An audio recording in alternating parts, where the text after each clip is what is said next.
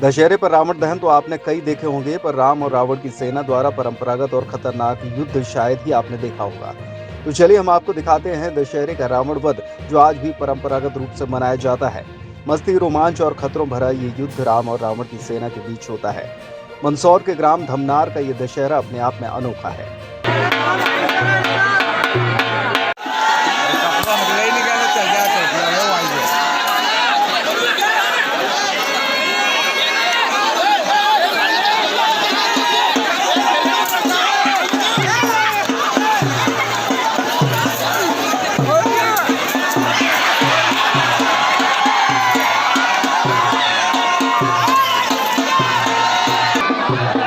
मंदसौर से 18 किलोमीटर दूर ग्राम धमनार में दशहरा उत्सव बड़ी ही धूमधाम से मनाया जाता है।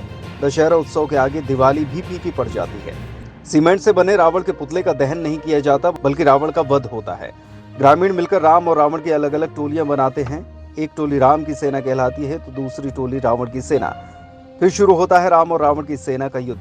इस युद्ध में राम की सेना रावण की मूर्ति के ऊपर रावण का संहार करने के लिए उस पर चढ़ाई करती है और रावण की सेना राम की सेना को रोकने का हर संभव प्रयास करती है। दोनों के बीच जमकर युद्ध होता है। पुराने बांस के बने टोकरों, चारे के पुलिंदों को जलाया जाता है और फिर जलते हुए आग के गुबार एक दूसरे के ऊपर बिना जान की परवाह किए फेंके जाते हैं।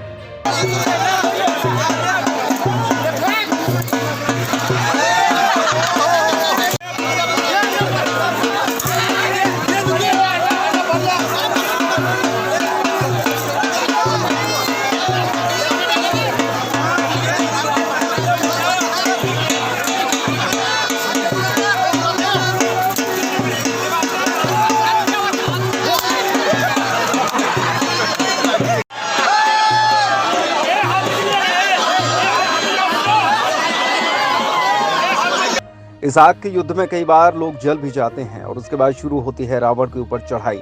यहाँ भी दोनों सेनाओं में शामिल लोग रावण के ऊपर चढ़ाई करने से राम की सेना को रोकते हैं। करीब 1 घंटे के इस युद्ध में अंत में राम की सेना से एक व्यक्ति रावण के ऊपर चढ़कर रावण की नाक पर मुक्का मारता है और यही रावण का वध होता है। नाक पर मुक्का मारने का अर्थ होता है कि रावण के अहंकार को तोड़ना। लिहाजा नाक और मुक्का मारकर रावण के घमंड को चूर चूर किया जाना ही रावण वध कहलाता है। दशहरा उत्सव की अनूठी परंपरा में युद्ध के दौरान कई लोग जख्मी भी हो जाते हैं, जिसके लिए प्रशासन पूरी तरह मुस्तैद रहता है।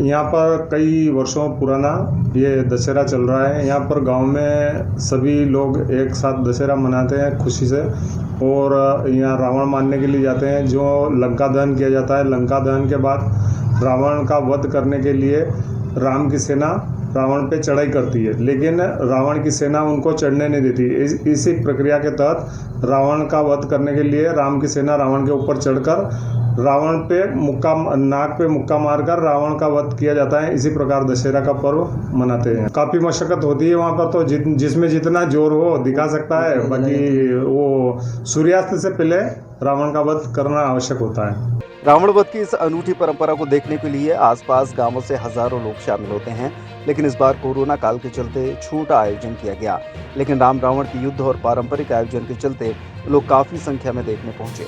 आयोजन समिति ने इस बार खासतौर से रावण की प्रतिमा को मास्क पहनाया, ताकि लोग मास्क का उपयोग करें और सोशल डिस्टेंसिंग का पालन भी करें। रेवान वगैरह ले जाते, भगवान को ले जाते वहाँ और सामने खड़ा कर देते, जिसके बाद में पटाखे वगैरह छोड़ते और रावण की सेना भी रहती है और राम की सेना भी रहती है। ऊपर चढ़ाई करते हैं तो रावण की सेना ऊपर चढ़ने नहीं देती है और राम की सेना रावण को मारने के लिए, रावण मारने का मैं बताऊँ, मुक्का उसके नाक पे लग जाता है, मतलब रावण मार दिया। तो रावण की जो सेना रहती है वो चढ़ने नहीं देती है और राम की सेना उसको मारने के लिए ऊपर चढ़ती है। काफ़ी घमासान होता है। इसके बाद में जो बलशाली और ताकतवर तो होता है ऊपर चढ़ के और मुक्का मार देता, वहाँ से रावण को वध मान लेता।